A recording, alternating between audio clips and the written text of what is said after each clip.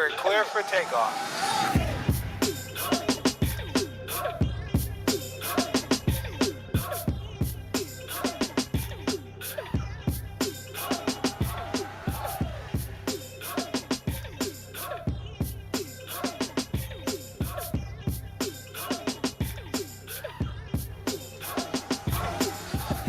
What is happening, everybody? This is the Kings of the Heart podcast. My name is Tariiq Omari Walton, and I am a licensed clinical marriage and family therapist. If you don't know what that means, basically, I work with couples and do a lot of talking around relationships. And you know who else does that? My boy, my brother, the other King of the Heart, Mr. John Hart. What's happening, my man, my brother, my macaroni, my homie, my shroomy? What's going on, bro? Man, good to see you. I'm happy to be here as always. I'm also a licensed marriage and family therapist, and I too work with couples and talk a lot about relationships. Like, always good to see you, champ. Good to see you, bro. Yo, and this is what we do here at Kings of the Heart. We break down all kinds of topics as it relates to healthy relationships. And we're not just giving you, crazy talk. We're actually trying to provide you with answers, things to think about, things to consider, new tools to use so that you can actually better your relationship, right? Yep. So with that, we started a discussion on our last show around moving in together, shacking up, and what that looks like, all the different factors that go into that. We focused on moving from long distance and long distance relationships. We talked about, how you actually moving in with each other and what that looks like when you're actually moving to somebody else's space. There are so many things that we talked about, but not enough. So we are going to continue that conversation today. There is more to this conversation that needs to be said, and so we're going to break it down some more. So, Dr. John, let's start off here. One of the major considerations that people have to talk about, that they often don't talk about, is as we are moving in together, whether you're moving into my space, whether I'm moving into your space, or if we're finding a space together, is boundaries. We've had conversations around boundaries in the past, but as it relates to moving in with each other, people don't really talk about how to either establish, maintain, or protect their boundaries. So while we start there, let's talk about boundaries. Let's talk about privacy and the need to still have privacy when you are living with somebody new. So let's go there. What do boundaries look like, or how should they look when it comes to moving in with somebody for the first time? Well, I think the first thing is both partners have to talk about the boundaries that exist prior to moving in, because boundaries allow us to organize the relationship.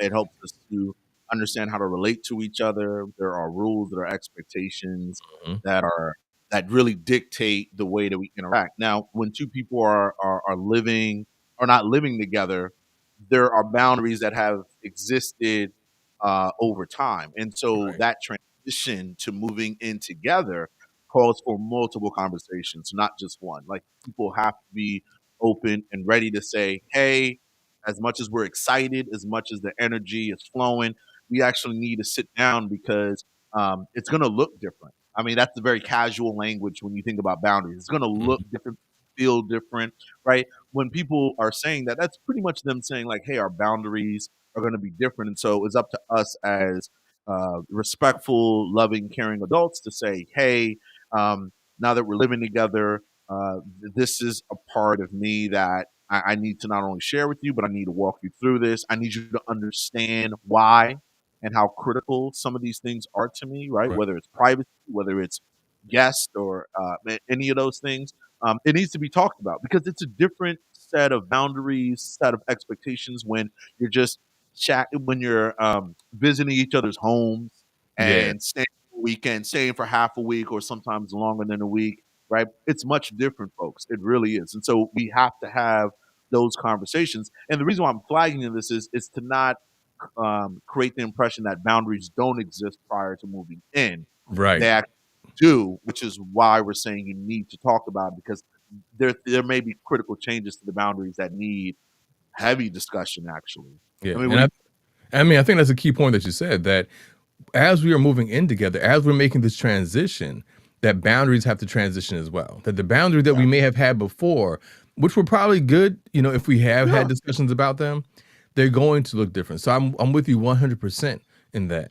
What I want people to also consider is that the boundaries that you had in your relationship, you still want to carry those prior to living together. You still want to carry those over as well.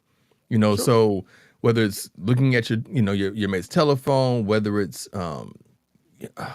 I can't even think of that's the main one that comes to mind because that's the one that comes up all the time. Getting into the emails and the computers and all that stuff. Some of those ones that you had before, you want to maintain that sense of respect for Sure. your mate's space, right? So you Mhm. want to be able to have that. But now that you're living together, you have so much more access to their property, to them all the Mhm. time. And so in Mhm. your mind, you might believe, well, what's theirs is mine now, but it's not. You still have to maintain those same boundaries that you had before. But you also want to talk about that. You want to be able to have a conversation around, okay, well, what does it mean to have a healthy boundary? So again, have these conversations before you move in with each other, just in your general relationship. But Yeah. especially when you move in, because the last thing you want to do is feel like, well, we're living together now. Now I have absolutely no privacy. Yeah. Nothing's mine of my own anymore. And now I have someone who's always involved in whatever it is that I want to do, whatever it is that I have is all theirs too. And that may feel unfair, that may feel burdensome. Again, you may feel like you're being used. And so you want to be able to still have your own space, your own items, but you have to make it clear to your mate that, this is what it is. I'm not trying to keep anything from you. I'm not trying to restrict you from anything. I just want you to understand that it's important to me that I have my own sense of space. I have my own property and how you have yours. But I also understand how important it is that we are combining things. And this isn't just about me. This is really about us. And so Mhm. the boundaries again are going to look different. So some of the boundaries that you had when you guys weren't living together, you may have to dissolve. Like, Yeah. well, I don't want you going to my closets. Well, they're living with you now. So they have to have their own closet. Or you may be sharing a closet. Mhm. So it's also about, okay, so how am I sharing too? So it's a matter of transitioning both some of those old boundaries, keeping them, but also letting some go because you are sharing a new space with somebody, you know. But within that, again, the need for privacy. How do you maintain that? How do you develop privacy now that somebody's in your or you're sharing space with somebody? How do you develop that privacy or a sense of Yeah, I privacy? think well, I think again, it's people need to be we all need to be very explicit in our relationships regarding privacy. Now, privacy is a very, very touchy, sensitive subject, which Mhm. is why you think about boundaries. I think that's one of the, in my mind, I think you would agree too. I think that's one of the premier ones that people need to have a conversation about Mhm. because remember, it's 24/7 now. Y'all living together, Mhm. so All up in each so other's that's a face. completely yeah, it's a completely the level of access you now have to each other is gonna call for a lot of negotiations, I think a lot of, explanation, and people should be very open-minded to the conversation because Right. privacy is very important. People shouldn't I've said this to couples, you shouldn't be so offended, during conversations about privacy because Right. we all need it. Just because you live together does not mean that privacy goes out of the window. And to be honest, very strong, healthy couples actually prioritize privacy and they also work together to really meet the needs of each other. Folks may need to, they may want to, um, you know, spend some time by themselves reading in a room and Mhm. not be bothered. It doesn't Right. mean that they don't spend quality time. These aren't, black and white thinking, like there are critical ways that people should really think about. Another thing I'll say too is privacy is a really great conversation to have when moving in together. You know why? Because privacy also allows us to maintain our level of individuality, as Brother Reed was Exactly. saying. And Yep. that's a very healthy component to a very successful relationship. It's not about this enmeshment that we have to do everything together at every single time, every single day. That's not healthy at all. And I actually Mhm. think that's very detrimental. So I would say be very open and actually promote conversations about privacy. Now, if there's a hiccup that comes up, there's no need to catastrophize and lose it. It's just all that means is that you got to ask yourself: were we clear enough during our last conversation about the Right. privacy needs? Is it are these things that we're asking of our partner? Are they doable? Are they realistic? Right? Do they also support not just the relationship but our individuality? I think there's a Right. really good core questions to really think about having when thinking about privacy and what it looks like when you live together.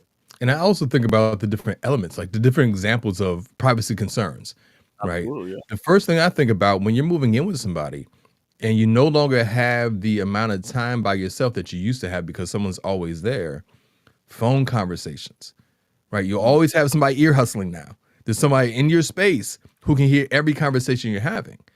And so you don't have that sense of privacy of being able to just talk, even if, especially if you're talking about your mate, you don't have that privacy to just talk anymore within your household. So that can Yeah, feel a little uncomfortable for you because it's like, okay, well, I'm used to talking to my friends a certain amount of time per day or per week or my family. And now I don't have the space to do that without listening ears. So how do we navigate that?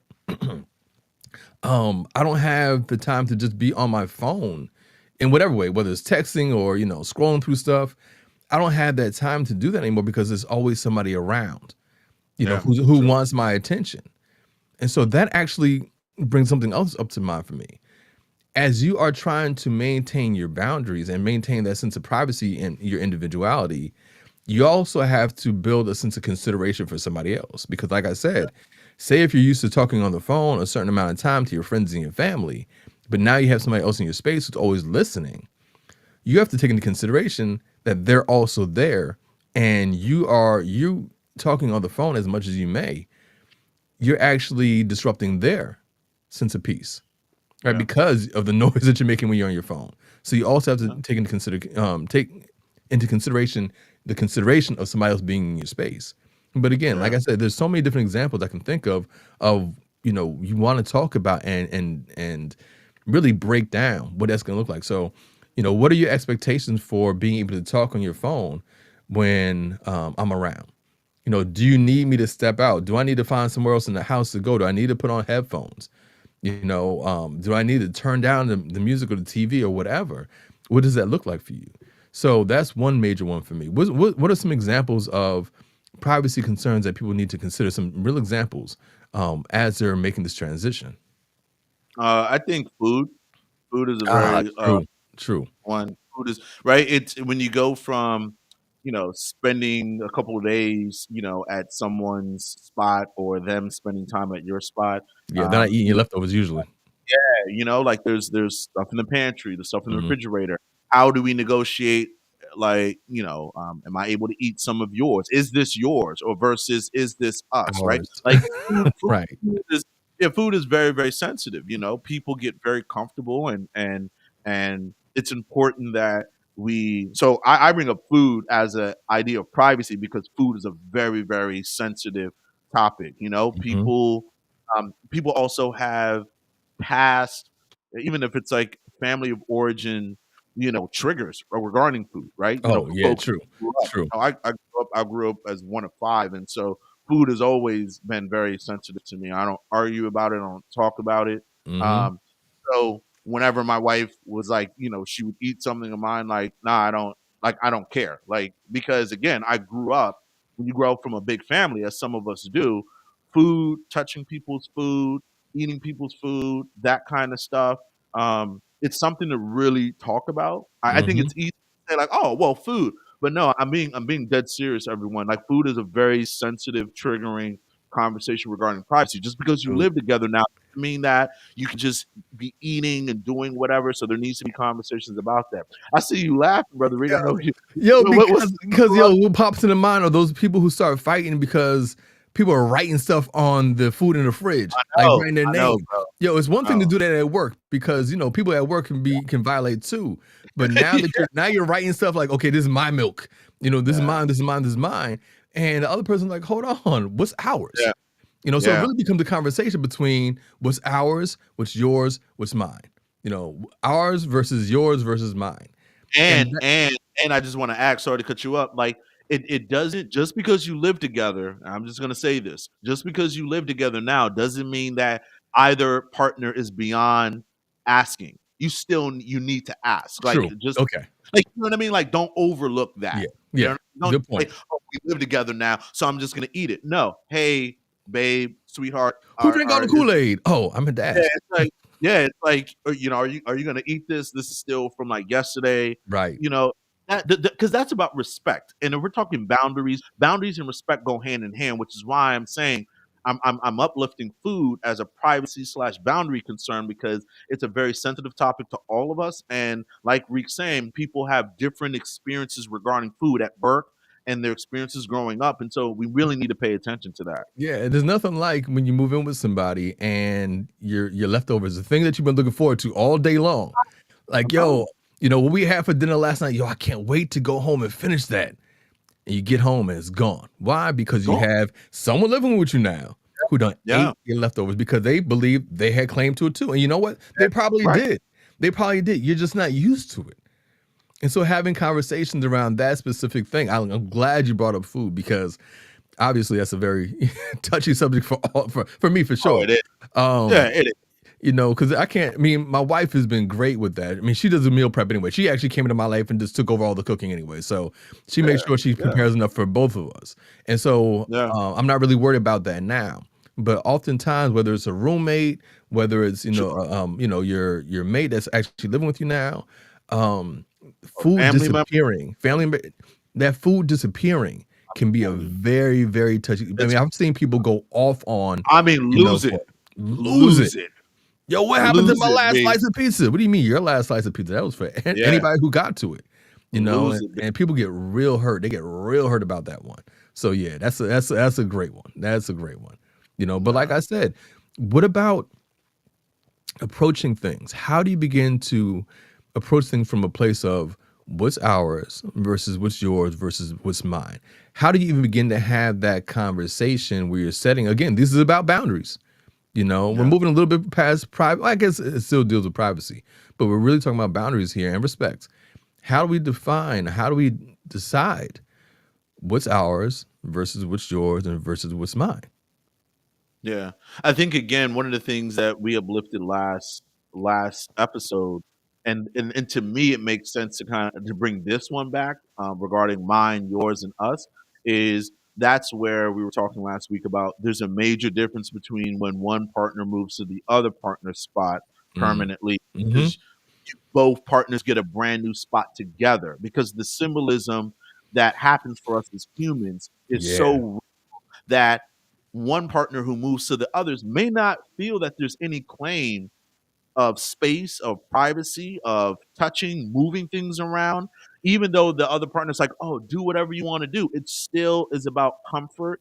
And when that's not there, it makes it very, very hard for there to be Yeah. a it doesn't make it impossible, but I think for those couples, you need to keep having constant conversations. The partner whose house or home that you're living in, you need to be very reassuring. You need to keep, because like that's a very difficult part for someone who left theirs, gave up theirs, moved into yours.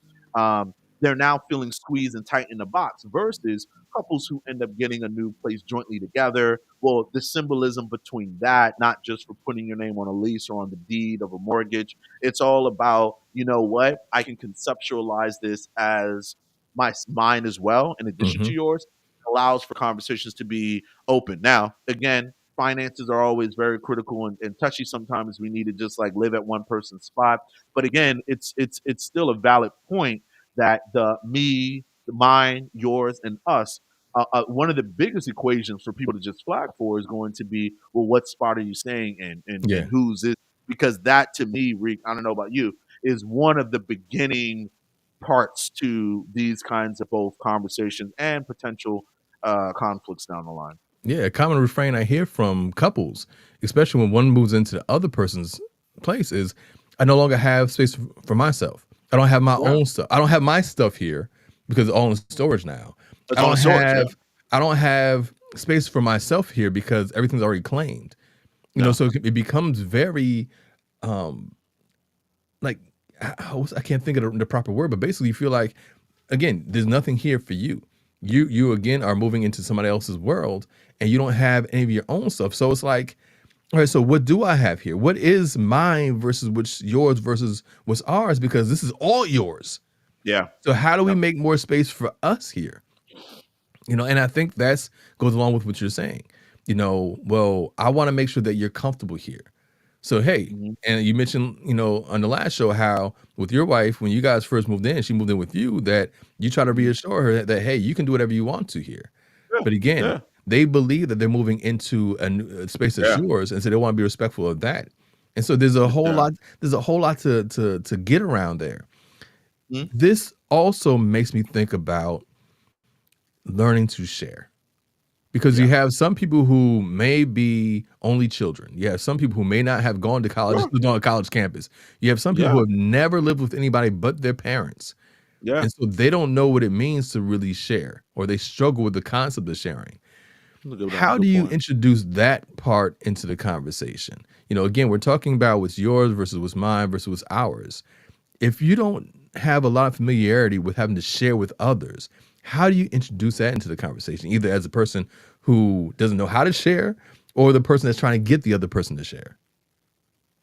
Yeah, I think sharing is a really good point. The thing about sharing is it takes a lot of self-awareness to do that. It How takes a so? lot of well, from the standpoint of I'll use the term that you used earlier. You have to be very considerate. And so if you have no experience in sharing, it doesn't mean that you're an inconsiderate person. It means that your level of awareness around uh uh, uh, collaborating, working together with someone within a confined space is so low that you're going to miss a lot of opportunities. There is going to be a lot of potential for conflicts, and so it's important that um, in my opinion, I think one of the things that people who don't have that much experience sharing, I think what you can do is you can start using the earlier stages in your relationship, especially when like staying over at each other's spots, to start practicing that. Like you got to name it. You got to be able to say Yeah, like, "Hey," you have to name it. Say, "I don't have that much experience living with anyone. I've always lived by myself," or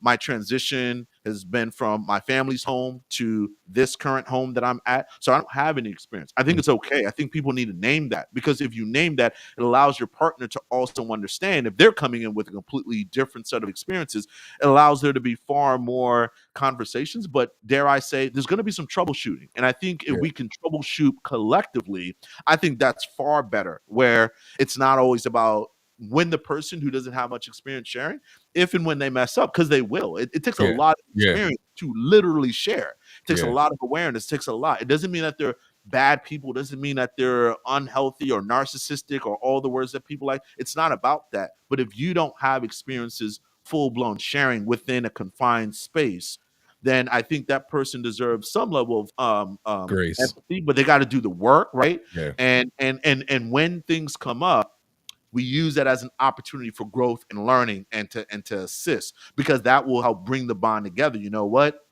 You were here. Now look at us now. I don't think, and I just want to say, I don't think that's the time to just kind of jump down someone's throat. You have to mhm, be, and that's why I think naming the level of experiences both partners have regarding sharing and yeah, living, you got to name it. Because if yeah, I don't know, I may know you well enough, but if I don't know that you don't have that much experience sharing, it's important for me to know that. Like, so that yeah. way I can give you some space. I can give you some leeway, and I'm not gonna jump Give you down just your a throat. little I bit gotta of be like, grace for it, yeah, right? just like I'm Yeah, telling you, like just a little bit to say, okay, you know what? I am hurt. I am disappointed that this happened.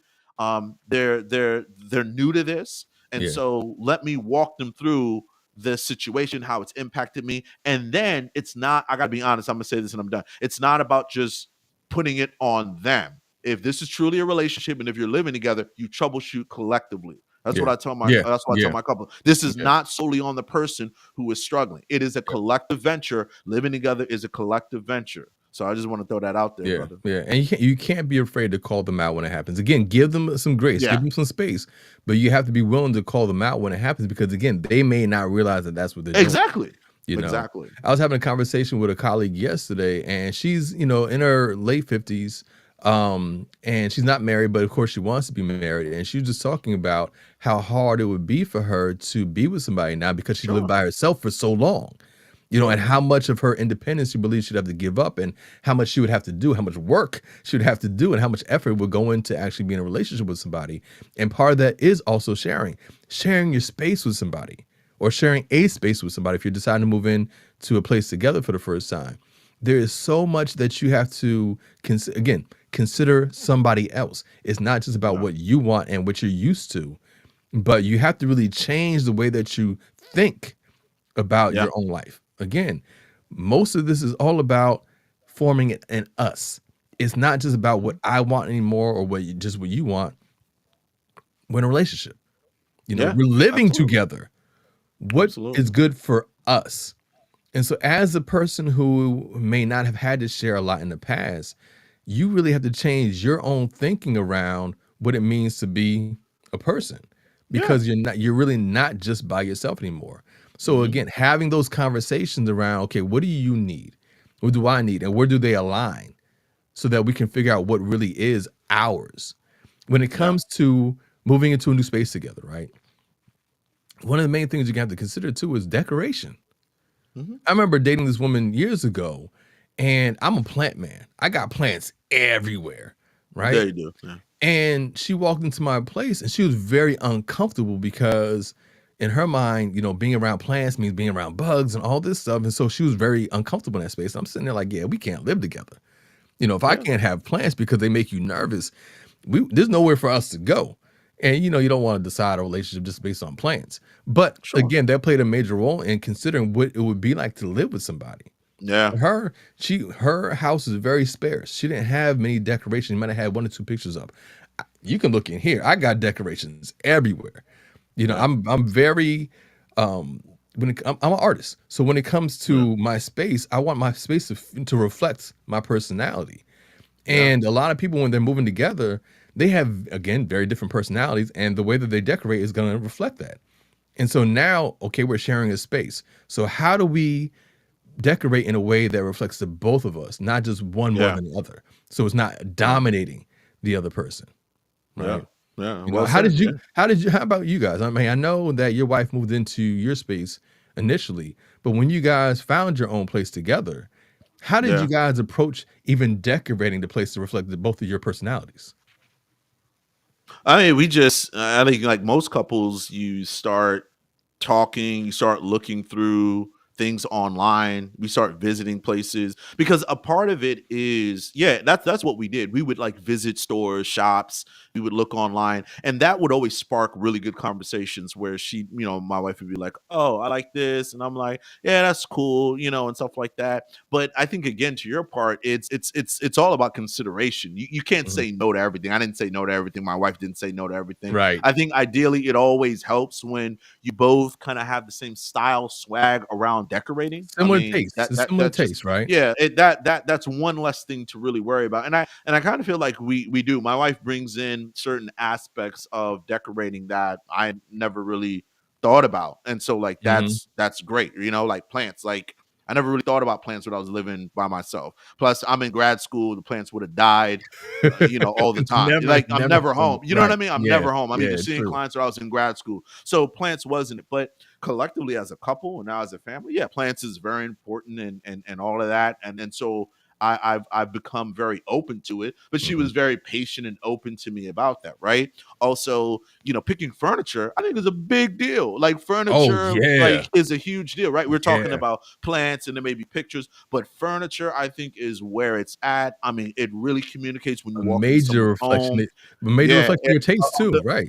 your taste, right? So it's just constant conversations. And look, I had a client who just recently moved in with his significant other, and him and I were talking. It was the same thing. Mhm. Um, I think one of the things that I would say, and it sounds corny and it's fine, but I enjoyed figuring out and exploring our collective tastes. Right. Because when it was just me, I'm just like, okay, I'll get this, I'll get this, I'll get this. But hearing my wife talk through, like, oh, but we go with this color, we're thinking about doing the walls this way. And I'm like, oh, yeah, like that's true. Like there is something Color, exciting. man. Yeah. Yeah, like there's something exciting about it. But like so for the twins' room, um, my wife my wife put it on me to pick the color. Like we went to the paint store and we were, she had given me some selections and it's we're such a team. So she's like, I'm gonna pick out like these amount of colors, you pick one and we're gonna go with that. And that's Right. exactly what we did. Um and again, and if we disagreed, there was never any conflict. I think as long as I've been with my wife, there's never been conflict around decorating. None. Right. And Right. I'm Yeah. comfortable Same saying here. there's I cannot name one time where there was actual conflict. Not even disagreement. It's just you gotta listen. Yeah. Like you're saying, I highly consider her position. She Yeah. highly considers my position. That's part of living together. You gotta be so considerate. at the end of the day. Now, look, I'll also say this. I think there's nothing wrong too within a relationship, even living together, where if you feel very strongly about something, I think let it be known. Yeah. Like be known and say like, hey, but it doesn't have to be the end all be all, but just put it out there and say, hey, plants are so important to me. This is I'm not asking for much, but this is something I really want to be a part of our home. See, Right. that's more I'm able to receive that better than it doesn't matter. It's gonna be plants in here. Yeah. That's a different kind of tone. That doesn't seem as collaborative at the end of the day. Yeah. So So this could also be like a fun thing in terms of collectively figuring out what is our identity as a yeah. couple to decorate the home.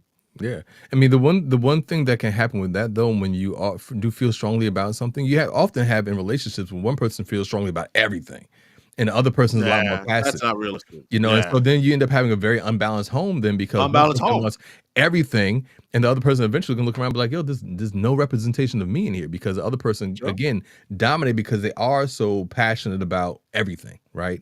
Yeah. But again, I think like your approach was with your wife, being able to kind of look around and see the things that you guys like in common, Yeah. explore. I would suggest before you move in with somebody, go check out some open houses, right? Yeah. And look at the way that some of the people stage their houses for those open houses and see what you like. Not that you actually have to buy the house, but Right. look at the way that things are staged and the different decorations and just point things out that you like and you don't like. Because one of the things you don't want to have happen is here you guys move in together and your tastes are polar opposites, Yeah. right? One person likes to have art up, the other person likes to have pictures up. Yeah. One person likes more contemporary furniture, somebody else likes more old-fashioned furniture.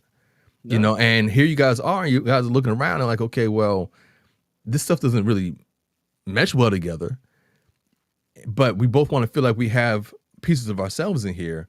Okay, so what can we agree on? What are things that we both like?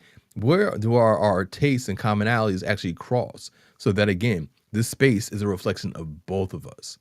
Yeah. Right. And so it's another part of the sharing piece, being Mhm. able to have conversations around what we want things to look like that represent both of us in this household. So even if Yeah. you are moving in to your mate space, look at I've heard, man, I've had people talk about, well, my mate, this usually comes from women talk about their male, their male counterpart. That they used to have these posters up of, cars and of women and stuff like that, or Yeah. of Transformers, and they're grown, and we had to bring all that stuff down. Yeah, there are some things that you may have to let go of when somebody else moves into your space. Again, to make space for them. Yeah. Like John said, you want them to feel comfortable. You want them to feel welcome. And so you may Yeah. have to remove some of what you've had to make space for somebody else. And that's fine. That's fine. It should be expected that, again, they're moving in. You can't have everything the way that always has been. So if you're so attached to some of this stuff, you're going to have some problems. You're going to have some Yeah. problems.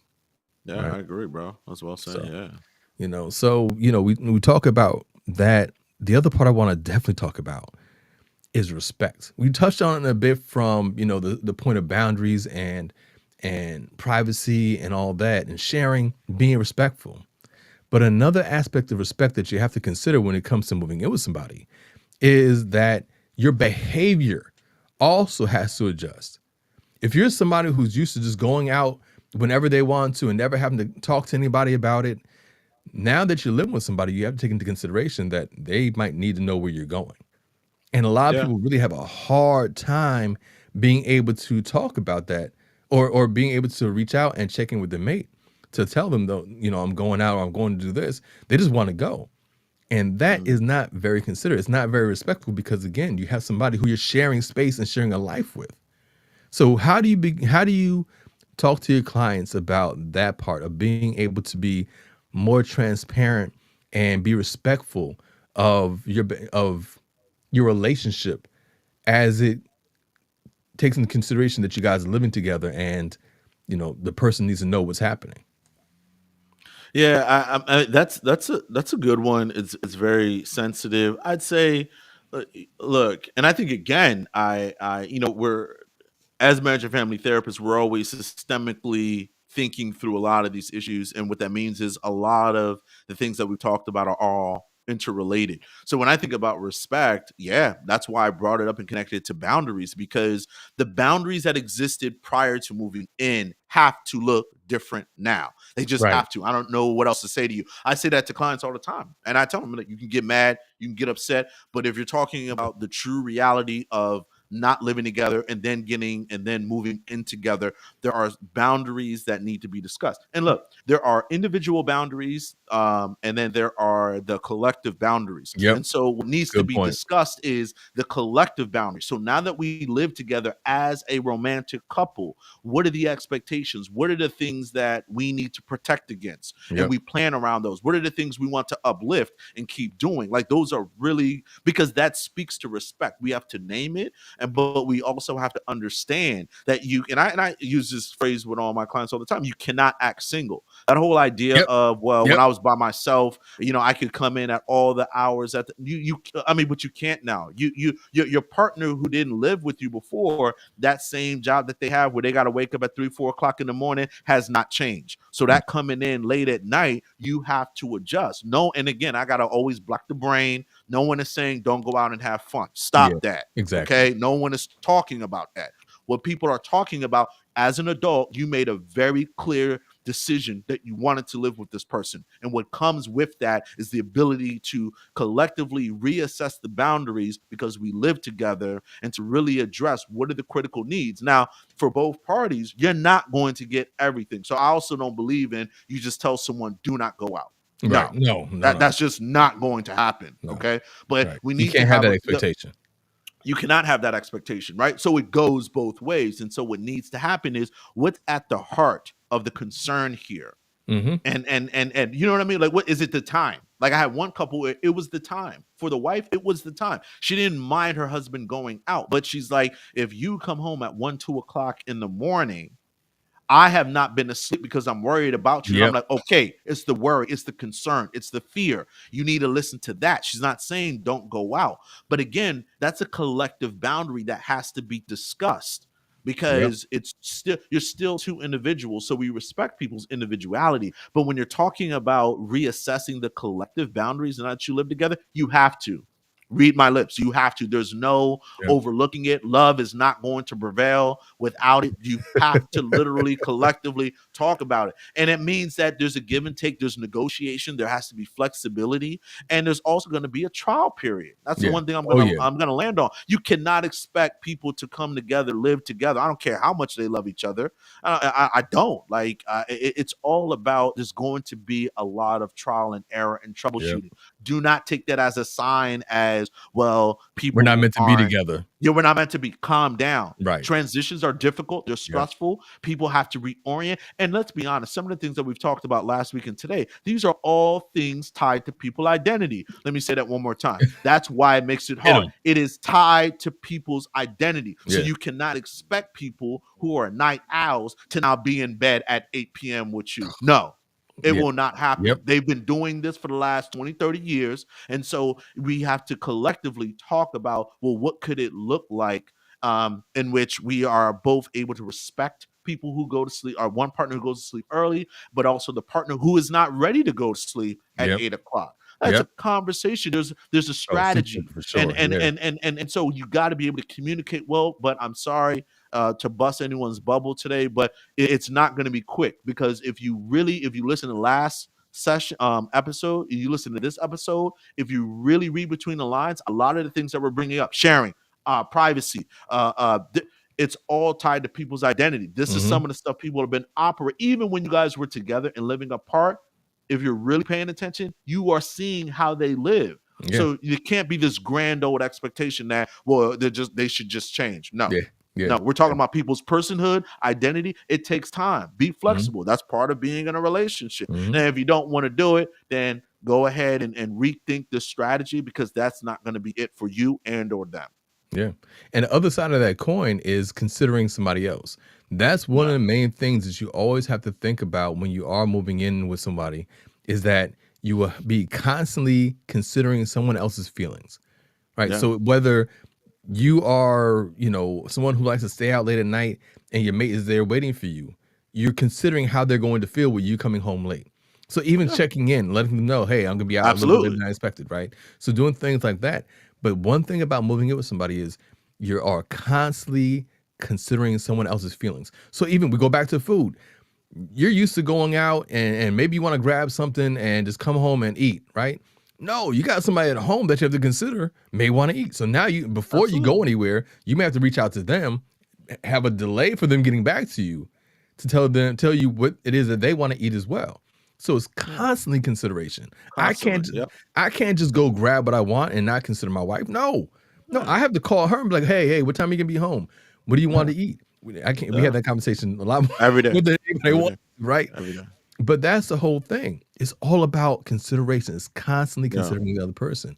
So Yep. you have to consider the food, you have to consider the space, company, right? Yeah. I've had couples who will complain about how their mate is constantly having family over. Hmm. Every time they come home, there's family over, there's friends over. And so that's not something that they used to, because again, when you're not living together, the time that you spend together is your own. But now that you're living together, you recognize, oh, it's just not about us anymore. It's about the community, Yeah. their community. So I'm coming into this thinking, oh, I'm just gonna come home and have my space and have my peace. But no, I get home and my wife's sister is there, or my Yeah. husband's brother and friends are there. There's someone always in our space.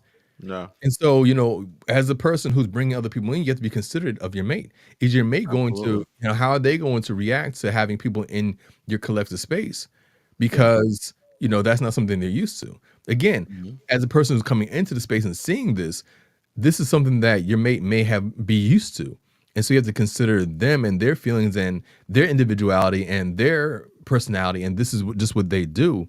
But you have to have conversations with each other about it. How comfortable or how uncomfortable are you with having other people in our space? Again, consideration. There's things that you have to be Yep. considerate of when you are moving in with somebody. So, Yeah. and look, Absolutely. this is such a broad conversation. There's so many different topics to talk about. I know we didn't get through all of them. And there's one in Hmm. particular that we want to bring to the cipher. We're gonna have the Royal Cipher break it down. Not gonna tell you what that is right now, but we're gonna do that in a few weeks. But Hmm. Dr. John, in terms of what we talked about today, even last week, what are some of your noble truths? What are some of the things that you want to share with the audience to keep in mind as they're moving forward with moving in with their mate? Yeah. I think it's important that we first got to be okay with the idea that um, it's a hard process. It's fun. It's exciting. To move in together. It's hard. It's stressful.